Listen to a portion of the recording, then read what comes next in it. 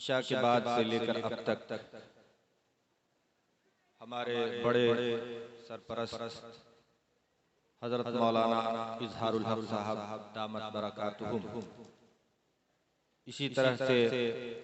हजरत मौलाना काजी इमरान साहब ज़ीद मजदुहुम और अभी पेशरो खतीब मुकर्रिर ने बहुत सारी कीमती बातें इरशाद फरमाई और तकरीबन वो सब बातें तालीम, इल्म, एजुकेशन, शिक्षा के हवाले से कि किस तरह से कौम मुस्लिम में तालीमी बेदारी लाई जाए। और इस सिलसिले में मैं समझता हूँ कि ज़रूरी बातें आ चुकी हैं, इसलिए मज़ीद उन्हीं बातों को दोहराना और उसका तकरार मुनासिब मालूम नहीं होता है। अलबत्ता एक एक लाइन में दो तीन बातें अर्ज करता चलूं, क्योंकि हमारे स्टेज पर बहुत से उलमा और मदारिस से वाबिस्ता अहबाब तशरीफ रखते हैं कि तीन काम इस वक्त करने का है तालीम के हवाले से। नंबर एक, जो मदारिस इस्लामिया हैं, इकामती दरसगाहें जिनको हम और आप मदरसा कहते हैं, जिसमें हाफिज, आलिम, आलमियत की, हिफ्ज़ कुरान पाक की तालीम होती है, चाहे वो हिफ्ज़ तक महदूद हो, अरबी दराजात की तालीम होती हो या फाजिल तक की तालीम, जहाँ भी इस तरह के इदारे कायम हैं उनको हर एतबार से मुस्तहकम और मजबूत किया जाए, तालीम को मेयारी बनाया जाए, आपस के हसद को दूर किया जाए। अभी कलकत्ता में एक इल्मी मजलिस हो रही थी और उसमें सरवर आबुर्दा उलमाए किराम तशरीफ फरमा थे। उसमें हजरत मुफ्ती सनाउल हुदा साहब कासमी दामत बरकातुहुम ने फरमाया कि हम लोगों का सबसे बड़ा काम यह है कि हमारे उलमाए किराम के दरमियान इत्तिहाद अगर हो जाए तो उलमाए किराम के इत्तिहाद से बेशुमार मसाइल हल हो जाएंगे और बेशुमार रास्ते निकल आएंगे और बेशुमार मुसीबतें दूर हो जाएंगी और कौम और मिल्लत के लिए एक नई राह मिल जाएगी। तो जरूरी है कि हमारे दरमियान जो उलमा है, मैं उनका खादिम हूं, उलमा के दिल आपस में मिले होने चाहिए, एक दूसरे का एहतराम होना चाहिए और एक दूसरे का ताउन होना चाहिए, आपस में रफीकाना मामला होना चाहिए, फरीकाना मामला नहीं होना चाहिए। मैं कसम उठाकर ये बात कर सकता हूं कि हमारे बहुत सारे काम हमारे इख्तिलाफ की वजह से बिगड़ते हैं, हमारा बहुत सारा तालीमी मिशन इख्तिलाफ की वजह से फेल हो रहा है, हमारा बहुत सारा तालीमी निजाम हमारे इख्तिलाफ की वजह से बिगाड़ का शिकार हो रहा है। इसलिए ये इंतहाई जरूरी है कि उलमा के दरमियान इत्तिहाद हो, इसलिए कि अगर एक आलिम दूसरे आलिम के साथ मुखलिस नहीं है, हजरत मौलाना शाह अबरारुल हक साहब रहमतुल्लाह अलैह फरमाया करते थे कि अगर एक मदरसा कायम है और तुम्हारे इलाके में एक और मदरसा कायम हो जाए और अगर तुम्हारे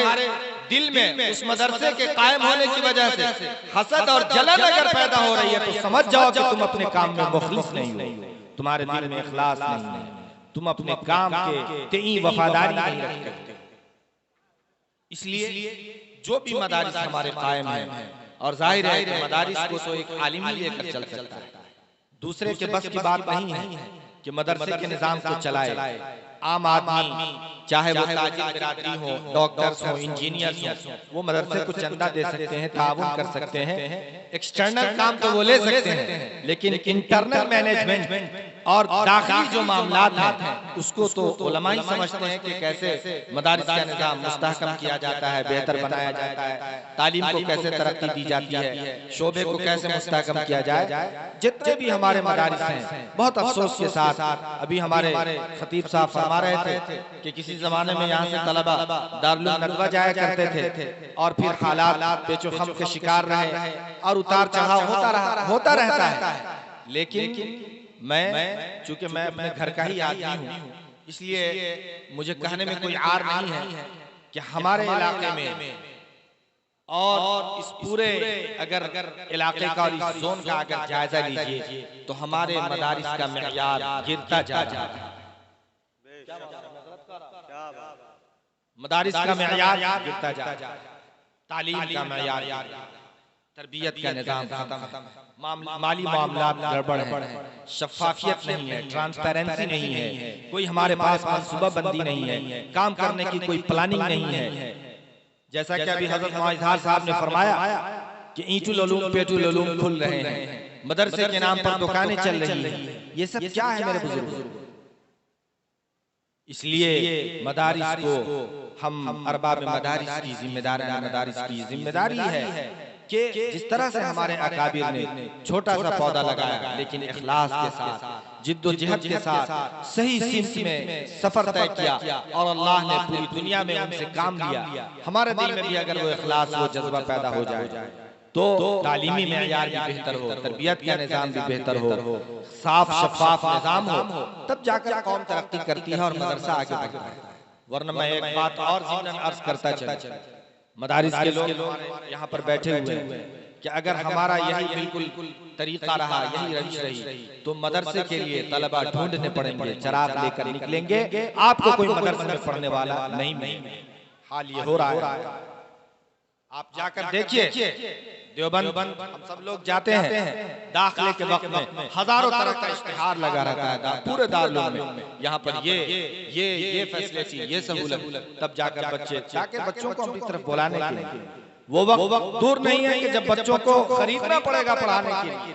इसलिए कदर कर लेना चाहिए, हम लोगों को अपने निज़ाम को बेहतर बनाना चाहिए। आप प्रोडक्ट दीजिए, तालीम के मेयार को बेहतर बनाइए, निज़ाम में शफाफियत लाइए, जब जाकर हमारा, और जैसा कि अभी काजी साहब ने फरमाया और हमारे गांव के हज़रत मौलाना खालिद सैफुल्लाह रहमानी साहब दामत बरकातुहुम, जिन्हें अल्लाह पाक ने पूरे आलम इस्लाम में मकबूलियत अता फरमाई है, हज़रत वाला फरमाया करते हैं कि इस वक्त जो हमारा जो तालीमी निज़ाम और तालीमी ढांचा है उसमें बहुत कुछ सुधार और बहुत कुछ इस्लाह की जरूरत है, उस तरफ भी मशवरा करके काम किया जाए। तो मैं ये बात अर्ज कर रहा था कि तालीमी निज़ाम को बेहतर बनाना और जो मदारिस है उसको मुस्तहकम करना, हर एतबार से, तलबा के एतबार से भी, तालीम के एतबार से भी, तरबियत के एतबार से भी, असातिज़ा की तनख्वाहों के एतबार से भी, ट्रांसपेरेंसी और शफाफियत के एतबार से भी, जिम्मेदारी के एतबार से भी, अगर ये झिटकी में मदरसा कायम है तो यहाँ के लोग इस मदरसे की जिम्मेदारी क्यों नहीं उठा सकते? क्या जरूरी है कि यहाँ के मदरसे गुजरात में जाकर चंदा करें? छोटा सा मदरसा कायम करके 10 बच्चा रखे पूरे हिंदुस्तान में घूम कर चंदा करना, क्या इसकी जरूरत है? अगर सही तौर पर इस इलाके के लोग जिम्मेदारी ले लें, दूसरे रियासत में, दूसरे स्टेट में इस तरह का निजाम आ रहा है कि वहाँ के मकामी जिम्मेदार जिम्मेदारी लेते हैं और अल्हम्दुलिल्लाह बहुत ही इस्तेहकाम के साथ इदारा चल रहा है। हम बिहार के लोग हैं जो दर दर भटकते रहते हैं और इधर उधर की आवाज सुनते रहते हैं, इसलिए इस एतबार से हम लोगों को फिक्र करने की जरूरत है। दूसरी बात यह है कि मकातिब का जाल बिछाया जाए, जैसा कि काजी साहब दामत बरकातुहू ने भी इस बात की तरफ इशारा फरमाया और उसी के साथ मैं ये बात जोड़ देता हूँ उसके अंदर कि मकातिब के निजाम को मुनज़्ज़म किया जाए। मुनज़्ज़म करने का मतलब ये हुआ कि बाज़ाब्ता तरीके से इस तरह से तालीम दी जाए कि उसका एक कोर्स हो, उसका एक निसाब हो और उस मदरसे और उस मकतब से जो बच्चा वाबिस्ता हो जाए। अल्हम्दुलिल्लाह हम लोग कलकत्ता के अंदर इस तरह का निजाम बना रहे हैं और अल्हम्दुलिल्लाह बहुत कामयाबी के साथ चल रहा है कि अभी काजी साहब ने फरमाया कि सिर्फ 3.5% बच्चे हमारे मदरसे में आते हैं जो कंप्लीटली टाइम मदरसे को देते हैं, यानी हॉस्टल में रहते हैं, मदरसे में रहते हैं, 6 से 11 और 2 से 4 और मगरिब से इशा, ये जो टाइम देते हैं ये सिर्फ 3% है, 3.5%। बाकी जो 96%, 97% हमारे बच्चे या तो स्कूल में जा रहे हैं या जा ही नहीं रहे। लेकिन अगर वो स्कूल में जा रहे हैं तो उनकी तालीम और तरबियत का क्या हमारे पास निजाम है? उस बारे में हम लोग कोई फिक्र कर रहे हैं? हमारे पास कोई निजाम है उसके लिए बाज़ाब्ता जब तक अगर मुनज़्ज़म तरीके से मकतब को नहीं बनाया जाएगा, चलाया जाएगा, उस वक्त तक ये मामला काबू और कंट्रोल में नहीं आ सकता है। वरना फिर अगर ऐसे ही जैसे तैसे, मकतब तो कायम है, हर गांव में कायम है, हर मस्जिद में कायम है, लेकिन आप जायजा लीजिए, इलाके में घूमिए फिरिए। मेरा अपना जायजा तो ये है कि पूरे इलाके में शायद कोई मुनज़्ज़म मकतब हो तो हो, जहाँ बच्चे सेहत के साथ कुरान पढ़ना जानते हो, जहाँ बच्चे को पढ़ने के बाद उसको दीन के बुनियादी मसाइल भी मालूम हो जाते हो, जहाँ से बच्चा अगर पढ़कर निकले तो वो इमामत भी कर सकता हो, इतनी मालूमात भी हो, और उसको दूसरे फराइज भी अच्छी तरह से बहुत कम है। कटर मटर दीन की मालूमात तो हर मुसलमान को, इस तरह का जलसा इसीलिए होता है, आपको भी मालूम कुछ हो जाती है बात, हमको भी कुछ मालूम हो जाती है। तो कटर मटर जानना ये कोई कमाल नहीं, सही तरीके से ज़ाब्ते के साथ वो मालूमात और वो इल्म जो भी हो वो पुख्तगी के साथ, यूं ही रवा में कोई बात ना हो। तो मकतब के निज़ाम को इंतहाई मुनज़्ज़म करना ये हमारा टारगेट होना चाहिए, ये हमारा हदफ होना चाहिए, ये दूसरा काम है। और तीसरा काम ये है जो इस तरफ भी इससे पहले भी इशारा किया गया कि हालात जो बदल रहे हैं और नित नए फितने आ रहे हैं, तरह तरह के मामलात हमारे और आपके सामने आ रहे हैं। जैसा कि हमारी आए दिन हमारे कानों में ये खबरें पड़ती रहती है कि फला मुस्लिम बच्ची ने फला इसके साथ चली गई और उसने निकाह कर लिया, शादी कर लिया, और इस तरह के जो बेशुमार वाक़यात शहरों से लेकर देहात तक में पेश आ रहे हैं। इन वारदात और इन चीजों को रोकने के लिए जरूरी है कि दुनियावी तालीम के एतबार से जो हमारे इदारे हैं वो भी होने चाहिए। हमारे पास अपना अच्छा स्कूल होना चाहिए जिसमें इंतजामिया मुसलमान की हो, जिसमें साफ सुथरे माहौल में हम बच्चियों को अलग तालीम दे सकें, बच्चों को अलग तालीम दे सकें। ये भी वक्त की इंतहाई जरूरत है। अफसोस के साथ हम ये कह रहे हैं और अपने आप से ये कह रहे हैं, हम सब लोग इसके अंदर शामिल हैं कि इस मामले में हम लोग इंतहाई गफलत के शिकार हैं। और ये सिर्फ देहातों का मामला नहीं है। लोग समझते हैं कि शहरों में कुछ काम होता होगा, लेकिन कलकत्ता शहर में मैं रहता हूँ। कलकत्ता शहर की आबादी 2011 के गवर्नमेंट सेंसस के मुताबिक